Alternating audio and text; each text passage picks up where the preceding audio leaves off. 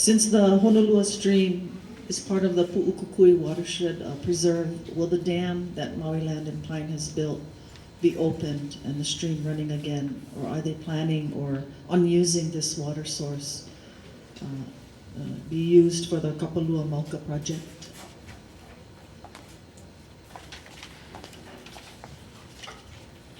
We do have a diversion structure at the Honolua stream. In 2004, we voluntarily closed that and no longer take water from the stream. We aren't going to permanently remove that in case there should be a need for water from that stream. But at this time, the stream is naturally flowing when it does flow. It's not a perennial stream like Honokohau, it's very different. But at this point, since 2004, we have not been taking water out of the stream, but the structure is there. What do you plan to actually be on the important ag land? Homes? Only crops?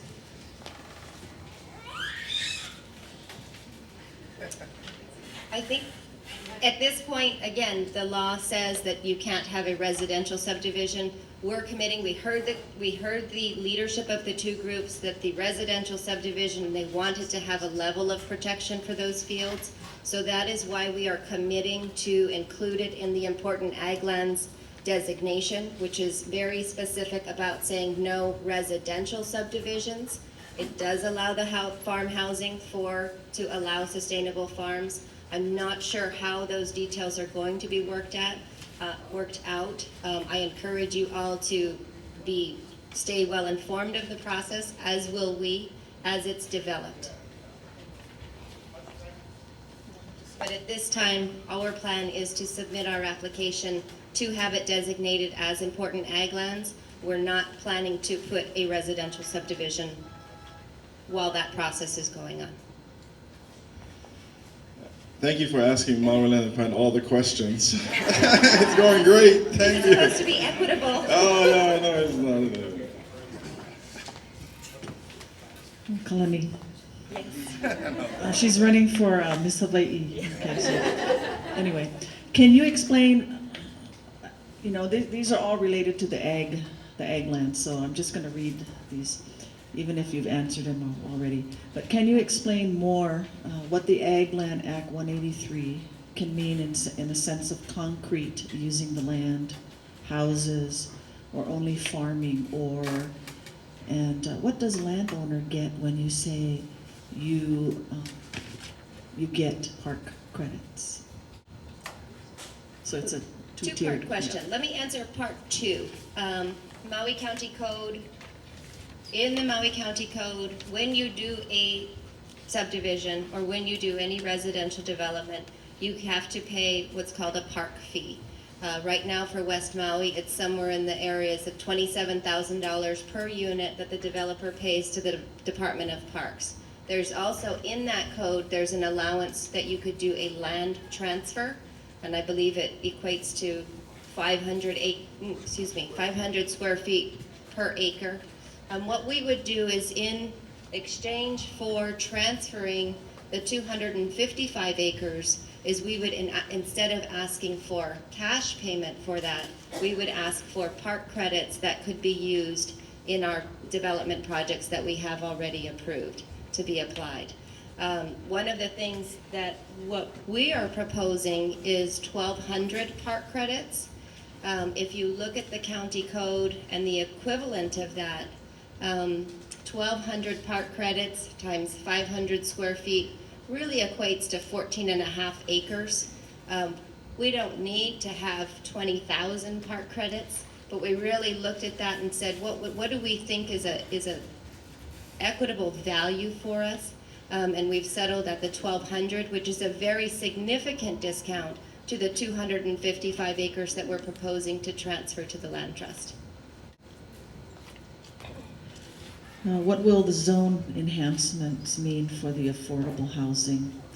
And what will happen to the land between the light green strips of Maui Land and Pine Conservation Area? I think you covered this last one, but the zone enhancements?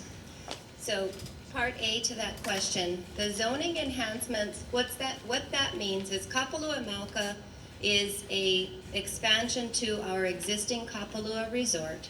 We have the approvals and the entitlements which we received back in 2006 to allow 690 units. Right now, their zoning is to have them just be residential.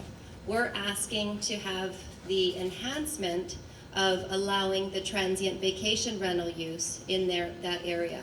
We feel that Kapalua Resort, being the resort and being the way that it is, that having transient vacation is an appropriate place for transient. It helps to keep it consolidated in the resort areas without creeping out into the real residential neighborhoods. As far as the comment on affordable housing, there's an affordable housing law that was just passed last year, or was revised last year. So Kapalua Mauka would still apply to developing 50% of affordable housing based on the number of units that we would develop. And that would still apply. No impact to that. Now this question is for the leadership. Who will appoint then run land trust? What organization will inherit easement? Is this plan economically solvent for Maui Land and Pine? And how will the endowment be funded? Yes, yes, no, yes. Nikki, I think you're gonna have to come up here. As far as the appointment, the land trust, that's still gonna be talked about. There was some talk about X amount of number of people from different representations of community, et cetera, but that's still in the conceptual plans and et cetera. Nikki, you want to? We get to talk. Oh, it's exciting. Who will appoint, then run the land trust? That, if I understand correctly, there is no land trust that's appointed at this point in time, so it's open for discussion. I know that Maui Land and Pine is in discussion with the 3,000 acres with Maui Coastal Land Trust. I believe that's correct. But there's been no one appointed. And this is something that, again, what I think the easiest way to explain this is that again, there's a proposal to save Honolua. And Kahu put this very well the other night. What are we for? We're for saving Honolua. Then there's a deal that has to be made, and Maui Land and Pine has made a proposal. The government is the one that does the deal. We don't do the deal, but we have a lot of input.